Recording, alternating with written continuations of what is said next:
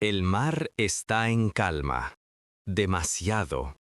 Sobre la vela de un U-boat, un mástil fino se eleva despacio, y en su punta, un pequeño rotor empieza a girar con el viento.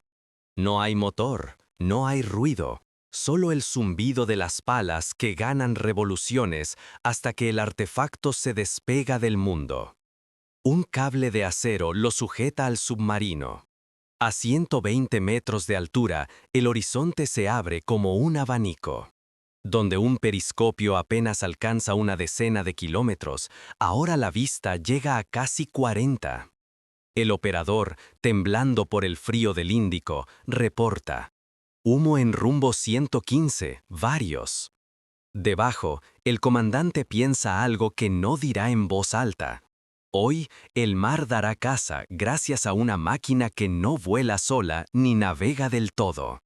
Una libélula amarrada al acero. La llamaron Bach Stelse, la bandera.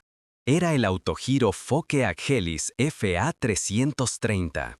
Y fue, durante unos meses, el submarino volador que sí existió. Desde el principio de la guerra, Alemania persiguió una obsesión: ver primero. La Kriegsmarine sabía que los U-bote eran letales solo si encontraban al enemigo. Pero con la supremacía aérea aliada creciendo año a año, asomar la vela significaba exponerse. El cielo se convirtió en juez y verdugo del lobo gris. De ahí nació una constelación de ideas que rozaron la ciencia ficción y a veces la rozaron de verdad. Aviones de submarino, planeadores plegables, autogiros de cable e incluso propuestas de U-bote con hangar y catapulta. La frontera entre fantasía y realidad terminó en una mesa de ingenieros. ¿Qué podía montar un submarino sin suicidarse en el intento? No fue la bandera. Hubo un sueño con alas. El Arado A231. Un minúsculo hidroavión plegable pensado para despegar desde una plataforma improvisada sobre la proa. Se construyeron 6 prototipos. Podían desmontarse y guardarse en cilindros estancos. Sobre el papel prometía lo que cualquier comandante desesperado deseaba: despegar, mirar más allá de la línea curva del mar y volver con coordenadas. En las pruebas, la realidad fue implacable. El AR-231 era frágil, inestable y demasiado exigente para tripulaciones de submarino. Cualquier marejada lo volvía incontrolable. Montarlo y ponerlo en el agua demandaba minutos críticos con el U-boat inmóvil y expuesto. El proyecto encalló en la física de las olas. La idea de un avión de submarino alemán pasó del entusiasmo a la carpeta. No fue el único intento. A finales de los 30 se dibujaron U-boats crucero, como el llamado Tipo 11, con hangar y catapulta para un hidroavión de reconocimiento. Eran gigantes pensados para operar lejos, ver lejos y golpear más lejos. Luego llegó la guerra total. El acero hizo falta en todas partes, y aquellos cascos de papel quedaron en el cajón antes de que un solo remache tocara la quilla. Era un aviso: el mar no perdona fantasías caras. La solución que sí cruzó del tablero a la cubierta fue más humilde, casi ingenua, y por eso efectiva. El FA-330. Un autogiro sin motor, plegable, que se lanzaba por arrastre. El viento relativo del avance del U-boat hacía girar el rotor y lo mantenía en el aire, sujeto por un cable. No había combustible, no había encendido, no había mantenimiento delicado. Solo un trípode de tubos, un asiento, instrumentos básicos y un par de palas bien calculadas. El operador subía con arnés, prismáticos y un teléfono por cable para dictar rumbos. Desde 120 metros, su horizonte crecía casi 4 veces. Convertía un submarino ciego en un depredador con ojos. Pero cada innovación trae su precio. Para volar la Bachstelze, el U-Boot debía navegar en superficie y mantener rumbo y velocidad estables. Un blanco perfecto para cualquier avión aliado. Si un Catalina o un Liberator aparecía en el radar, o peor, a simple vista, el procedimiento era brutal. Cortar cable y sumergirse de emergencia. Hay al menos un caso documentado de operador perdido de este modo, disputado. En el Atlántico, donde el cielo era enemigo constante, el FA-330 se usó poco. En el Índico, con menos amenaza aérea, los U-botes del llamado Grupo Monzón lo emplearon con mejores resultados. Hubo avistamientos que llevaron a ataques exitosos y a la captura de presas, y también informes que no valían el riesgo cuando el clima o la mar no cooperaban. El artefacto oscilaba entre la maravilla y el estorbo. Mientras tanto, los ingenieros seguían coqueteando con híbridos que hoy parecen fábulas. Hubo propuestas de planeadores desechables para lanzar desde cubierta, ideas de cometas tripuladas y estudios teóricos sobre aparatos con alas delta o impulso cohete, Lippisch, Bachem, Focke-Wulf, que prometían rendimientos imposibles con motores que todavía no existían para el mar.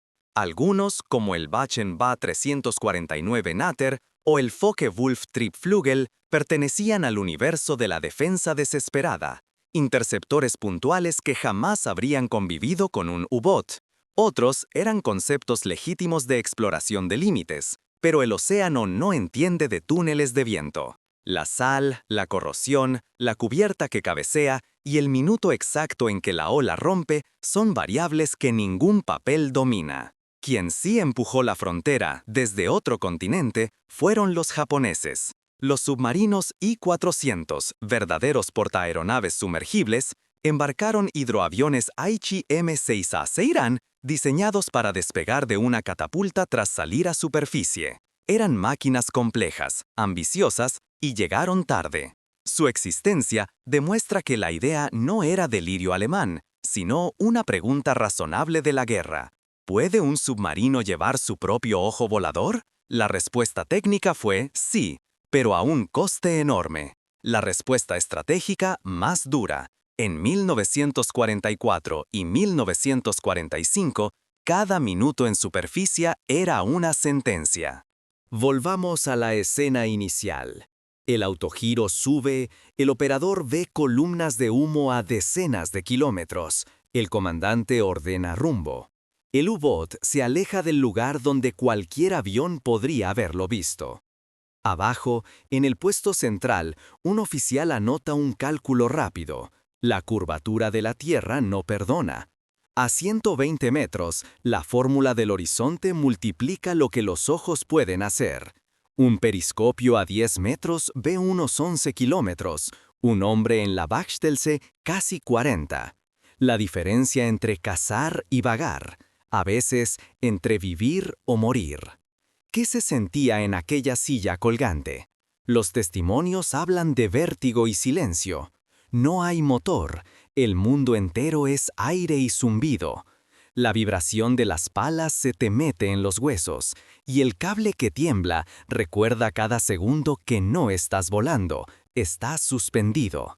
El operador busca manchas, estelas, velas, el brillo mínimo de una torreta. El mar desde arriba es un mapa que cambia. Hay belleza, dicen, incluso ahí.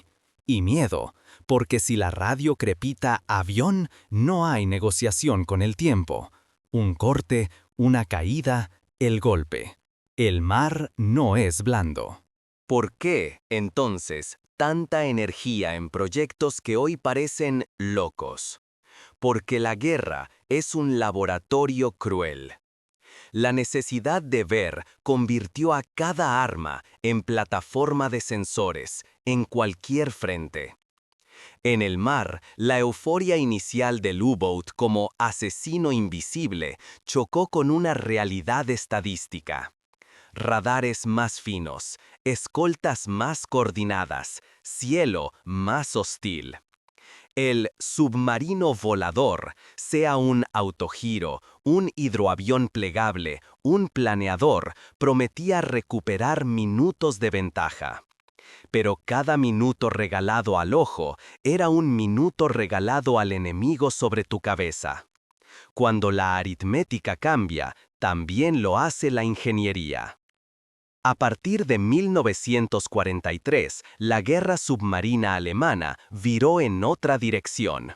Más batería, más tiempo en inmersión, menos dependencia del aire. El snorkel, adoptado masivamente en los últimos años del conflicto, permitió respirar sumergidos. Y el Type 21, el submarino eléctrico, fue el verdadero salto. Hidrodinámica para navegar de verdad bajo el agua, no solo sumergirse para escapar. Si el arado AD-231 había sido un intento de aumentar al U-Boat con alas, el Type 21 fue su metamorfosis. Aceptar que un submarino es, ante todo, un ser del mundo líquido.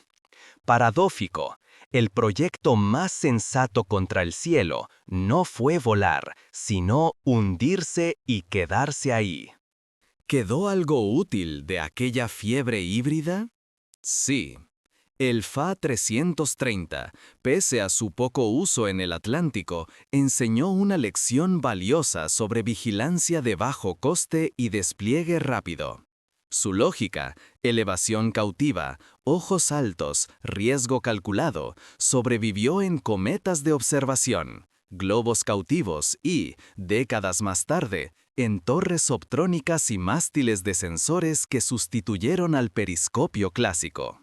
También dejó una advertencia. Cuanto más dependa tu supervivencia de asomarte, más dependes de la piedad del cielo. Hubo también líneas que jamás debieron cruzarse. En los meses finales circuló un rumor: planeadores monoplaza que despegarían desde un U-Boat para atacar con explosivos un fondealero enemigo y luego regresar nadando.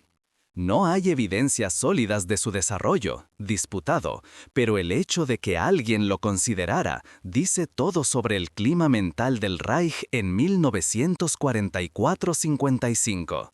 Desesperación disfrazada de inventiva. Lo real, lo que se pudo construir y operar, ya no alcanzaba para cambiar la marea. La historia del submarino volador es, en el fondo, la historia de una frontera. Dos medios hostiles que piden soluciones opuestas. El aire exige ligereza, superficies, estabilidad frente a ráfagas. El mar reclama densidad, formas lisas, silencio. La cubierta de un U-Boat es un mal aeródromo. Estrecha, húmeda, inclinada, móvil. Lo que despega fácil en un lago muere en el primer golpe de ola. Y aún así, hubo mecánicos que aprendieron a plegar un rotor en minutos. Radiotelegrafistas que anotaron rumbos dictados desde un asiento que colgaba de un hilo. Comandantes que arriesgaron su única ventaja, la invisibilidad, durante 15 minutos exactos, para conseguir un vistazo más allá. Queda en ellos la dignidad del oficio técnico. Después de la guerra, el mundo siguió buscando híbridos. La Guerra Fría probó hidroaviones gigantes y ecranoplanos que rozaban la superficie. La idea de aparatos sumergibles de alas, capaces de bucear y luego volar, reaparece cada década en laboratorios y patentes. Ninguno ha superado el juicio del mar y del cielo. El submarino, hoy, ve con satélites, drones ajenos y antenas que no parecen antenas. El avión, hoy, caza submarinos sin tener que verlos con ojos. La unión sigue siendo tentación y advertencia. Volvamos una última vez al Índico. El operador del FA-330 baja en espiral. La tripulación recoge el cable a toda prisa. Sobre la mesa de trazas, los rumbos son flechas negras que se cruzan, se corrigen, se borran. Al caer la noche, el comandante ordena inmersión. El autogiro se hace cato, plegado y guardado en su cilindro. Nadie habla mucho. Saben que han comprado una oportunidad y una deuda con la suerte. Mañana, si el mar lo permite, volverán a desplegar la libélula con cable. Si no, regresarán al único refugio que les queda, la oscuridad silenciosa a 10 metros bajo la piel del agua. Porque ese es el veredicto que deja esta historia. En 1943, el submarino volador fue una chispa ingeniosa en una noche cada vez más luminosa para los aliados. Funcionó, a ratos, en lugares y momentos muy concretos. No cambió el rumbo de la guerra submarina, pero reveló algo esencial sobre la mente humana en combate. Ante la asfixia de la vigilancia total, intentamos hilar fino entre elementos incompatibles. A veces, la física concede una rendija. A veces, la cierra con un golpe de ola. En los museos, cuando uno ve un FAC 330, parece un juguete. Tubos, tela, palas. No lo es. Es la huella de una pregunta honesta. ¿Cómo mirar más allá sin regalar la vida? Contestada con la elegancia brutal de lo simple. Al lado, en vitrinas, descansan planos de hidroaviones de bolsillo y dibujos de U-Boat con hangares que nunca navegaron. Son el eco de un tiempo en que la urgencia empujó a ingenieros y marinos a tentar lo imposible. El mar, paciente, devolvió sus límites.